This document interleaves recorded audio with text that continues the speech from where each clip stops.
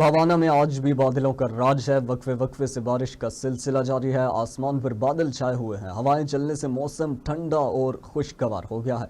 बारिश की वजह से शहरियों की मुश्किलात में भी इजाफा हुआ है। बारिश का पानी मैन जंग चिन्योट रोड, इसके अलावा शहर के मोहल्लों, गलियों और बाजारों में भी जमा हो गया।